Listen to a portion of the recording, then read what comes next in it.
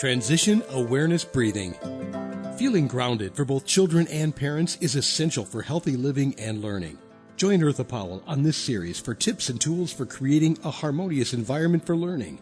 Transition Awareness Breathing will help you and your child find an individualized path to tackle change, promote lifelong learning, and discover new approaches to calmness.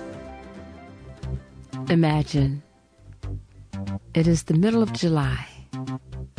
The temperature is 104 degrees. There is not a white, fluffy cloud in the sky.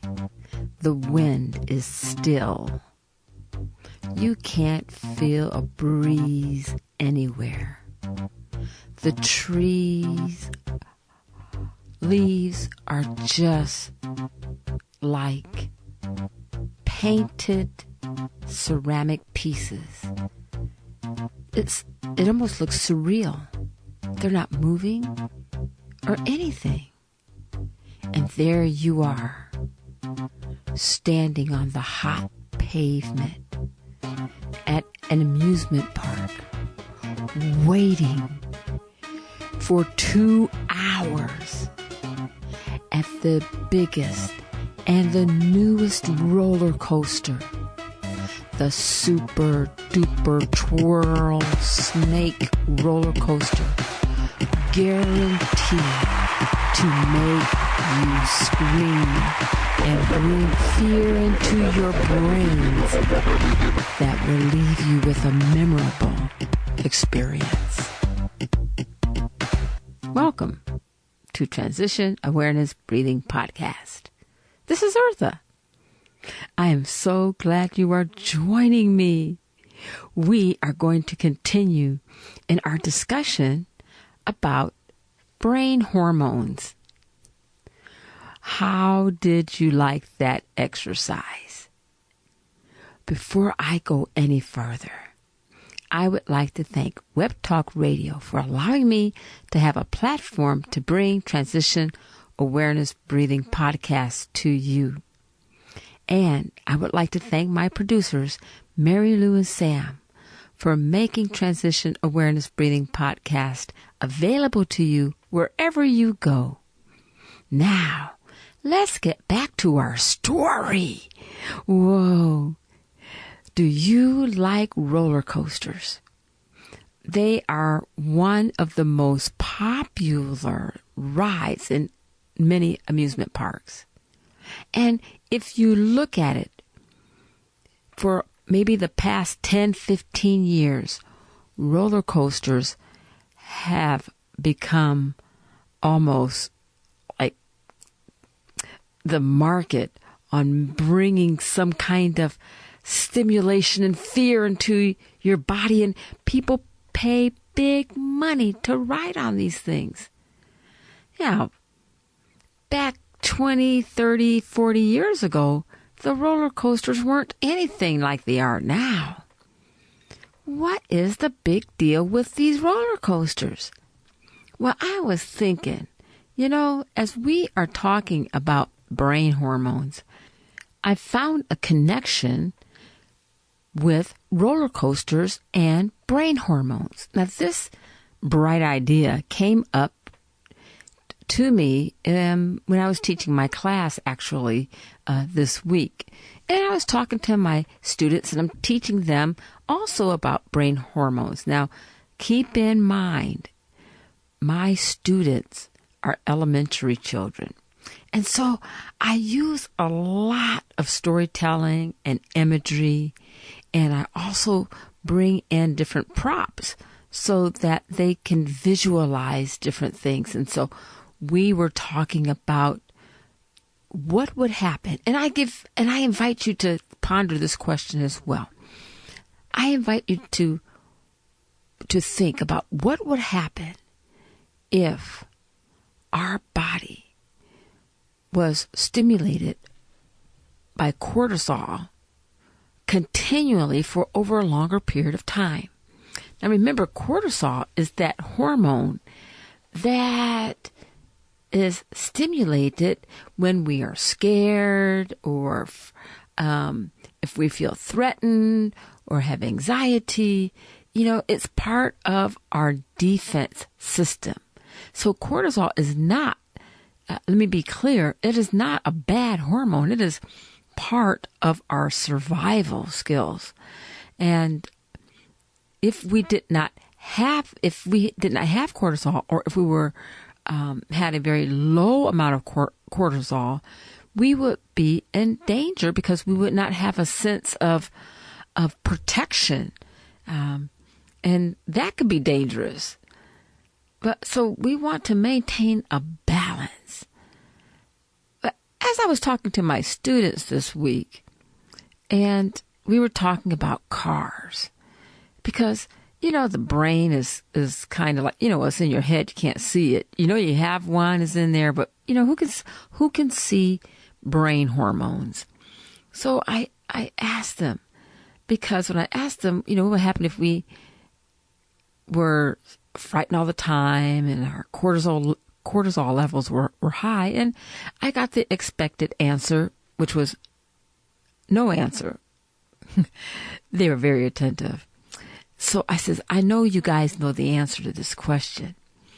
I said, what if you have a car and you let that car just run and you don't take it in for a checkup, tune-up, and you just drive the car, your parents drive the car and never take it in, the tires go, you don't change the tires or anything. What would happen? And they gave brilliant answers. It'll run out of gas. It would break down. The tires would fall off. And I explained to them, if our bodies maintained a high level of cortisol, our bodies would break down. We would get different types of illnesses like hypertension and heart disease, and our sense of stress would be so high, we would not have a chance to recover our energies, because we would be stressed out a lot. And that wears on the body. Just as if you run a car and don't take care of it, it wears on the gears, it wears on the fluids of the car, and then your vehicle is not going to perform like it's supposed to. They got the message. They got it very, very excellently. So let's go back to this roller coaster. So the roller coasters, let's just take 20 years, they were just as frightening. But it seems like over time, these roller coasters have become more complex and really challenges and stimulates a lot of fear. Oh, and excitement. Oh, what? Cortisol. You are paying money for a cortisol boost. And so that stimulates the brain, the sense of falling, the sense of jerking and out of control. And when we get off of that roller coaster, the excitement lasts for a while, but then it has to come down. And people pay big money for that experience. But over time, it's just proof in history. The body gets used to that high level. And so it takes a lot more to calm down, just like the roller coasters have become more complex because people had gotten used to those other types of roller coasters. So does negativity. Negativity wears on our brain. It stimulates these negative hormones. And the negative hormone we've been talking about is cortisol. Now, there's another negative hormone that is also stimulated with fear and anxiety.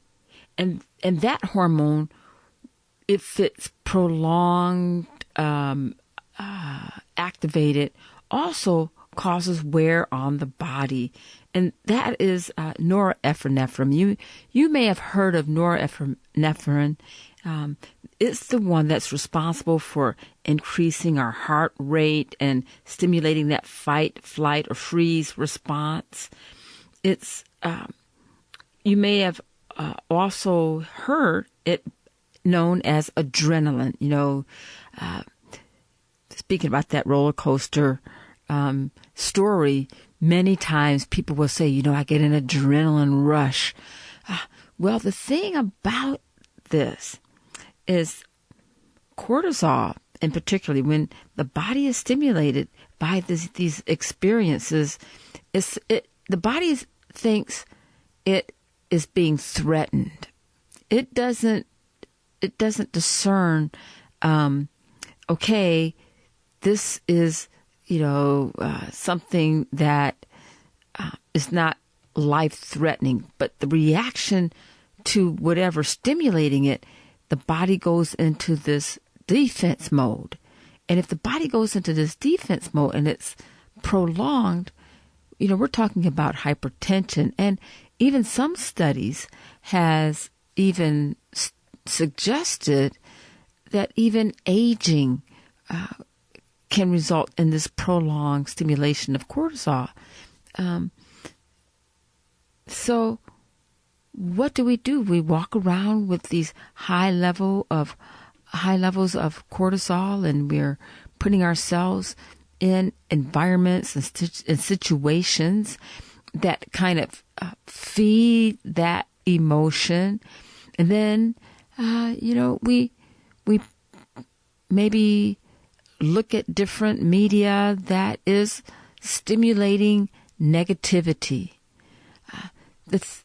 And to say that we are in a world of negativity, well, I think that's really a statement that is pretty general. I think we live in a world where we have to be aware of what can threaten us. And with a lack of education and a lack of knowledge, oftentimes I think our world is using poor judgment, and poor judgment is also a result of the cortisol stimulation. So, we could go on for this. So what is the solution? Well, let's talk about some positive stuff. I wanted us to talk about negative and negativity. You look at the news, you look at your social media and whatever else, and it just seems like it's all, we say bad news. It's news. It's news, and we can choose to stay there, or we can choose to change our perception and think about positivity. So let's talk a little bit about positivity. So the last time we talked about was the brain hormone oxytocin. And oxytocin, in many researches, this is so cool, and this is repeated over and over and over again, that it stimulates a sense of acceptance and a sense of being secure and loved. And when the body, the brain in particular, is stimulated with this oxytocin, you can think clearer because it decreases the cortisol levels. And so what happens is the front part of the brain, the prefrontal and the frontal part of the brain, is more inviting and to positive thoughts, and things begin to develop, and information becomes clearer. Another brain hormone that is stimulated through positivity is serotonin. And serotonin is a feeling, when it's stimulated, it gives the body, it gives the brain a feeling of happiness and joy. And again, when we are in an environment and we stimulate our positive environment, we grow, the brain neurons grow in that process of neuroplasticity. So what would it be like being in an environment of positivity? What would that feel like? I mean, are we talking about we're walking around and everybody is like outside of reality? I don't think so. I think a positive environment is very, very real, because we're talking about maybe being optimistic and seeing things with its possibilities. And maybe we're also able to not to be judging, to accept people and the way they are and not judging them. Because when we're judging, then our body feels like it's on a defense. It's trying to protect itself. When we are approaching a sense of non-judgmental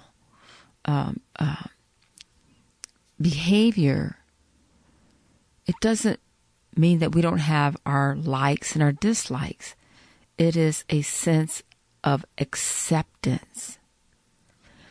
And so when we are working on developing the sense of acceptance, the sense of looking at our perceptions of reality and seeing what is really real, the positive part of our brain that releases the oxytocin and the serotonin, you begin to work and see possibilities to problems much more creatively.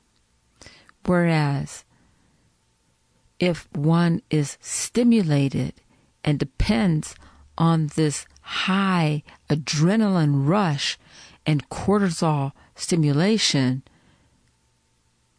the body is worn out. And so there's a lot of poor judgment that goes along with these prolonged stimulations of cortisol. So if we're working in a lack of judgment, where's the reality? Are we working out of reality when we're highly excited and we have all this cortisol being stimulated and adrenaline? Is that the reality?